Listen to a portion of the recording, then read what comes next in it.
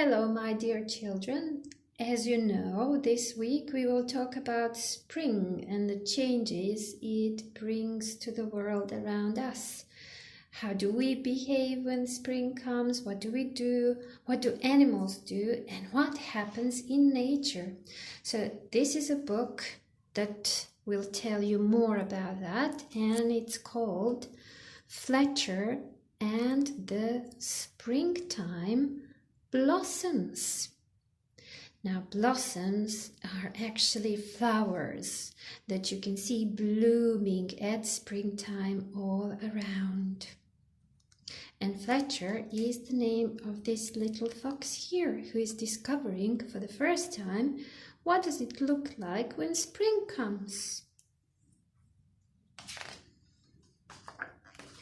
Fletcher and the Springtime Blossoms. The woods were full of chirping, bustling, sing-song sounds of spring. Fletcher bounced along with his nose in the air, sniffing the just burst buds of flowers and playing chase with butterflies. With his head spinning with sights and sounds, he tumbled happily down the hill into the sunny orchard. Now, orchard is a place where fruit trees grow.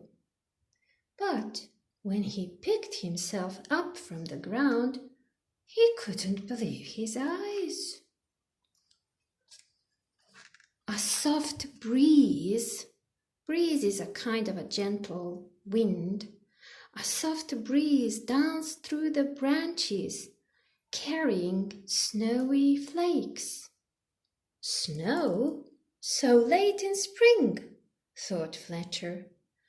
It will be too cold for the buds and butterflies. There's no time to lose. Looking for someone to tell, he trotted back up the hill and passed a pair of birds cuckooing on a branch. "You've flown to your summer home too soon," Fletcher cried. "I've been down to the orchard and there's more snow on the way." "Oh dear, then we should fly back south," the birds called. "But first, we must tell Porcupine. He's just come out of his bed of leaves."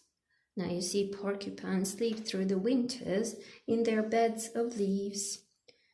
"He needs to snuggle back down or he'll freeze." Fletcher and the birds found Porcupine stretching and scratching. "There's snow on the way," panted Fletcher. "I saw it in the orchard. It will be too cold for the butterflies. The birds will need to fly south, and you must also hide away." "Oh dear, then I should crawl back into my bed," snuffled Porcupine sadly. "But first, we must tell Squirrel that he needs to hunt for food. He's eaten all his winter store of nuts. He'll need to find some more." Now Fletcher, the birds, and Porcupine found Squirrel scampering after sunbeams. "Snow is blowing in from the orchard," gasps Fletcher. "It will be too cold for the butterflies. The birds will need to fly south. Poor Porcupine must go back to bed, and you must find some food."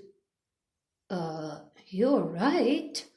I've eaten my spring feast," said Squirrel, "and all my stores are gone. But before I hunt for more, we need to tell the rabbits to munch as much grass as they can before the snow falls." So now Fletcher, the birds, Porcupine, and Squirrel hurried off again. The rabbits were rolling down the hill next to their burrow. That's the place where rabbits live. "Stop playing!" cried Fletcher. "There's snow blowing in from the orchard. It will be too cold for the butterflies. The birds will need to fly south. Poor Porcupine must go back to bed. Squirrel needs to find food.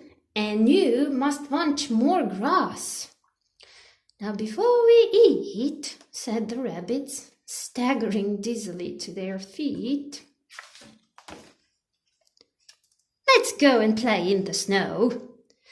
Now, do you really think that they're going to find snow in the orchard? It is spring, there are flowers all around, and I wonder what that thing is that Fletcher thinks it's snow.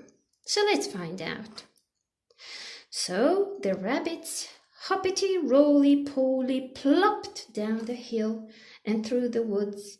They were chased by Squirrel, Porcupine, the birds, and a bouncy, full of importance fox, all the way to the orchard, where the ground was white with blossoms.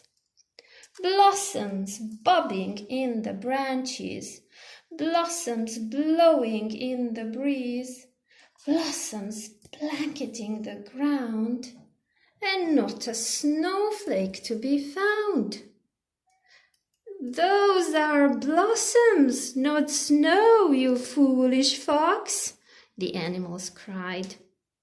Now Fletcher blinked and rubbed his eyes, feeling very silly, but then the animals scooped up pawfuls and clawfuls of blossoms from the ground and covered him in a tickly shower of fluttering with white petals.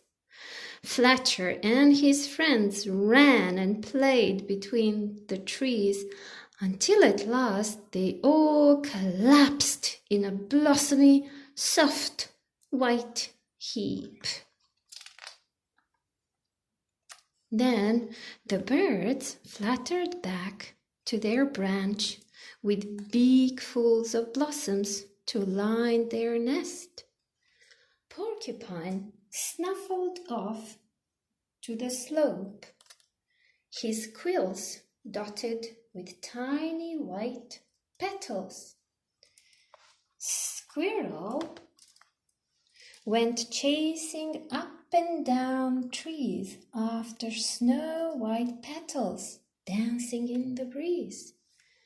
And the rabbits bounced back up the hill with blossoms to brighten their burrow. But Fletcher, he just lay smiling in his soft bed of petals, watching the blossoming branches bobbing overhead.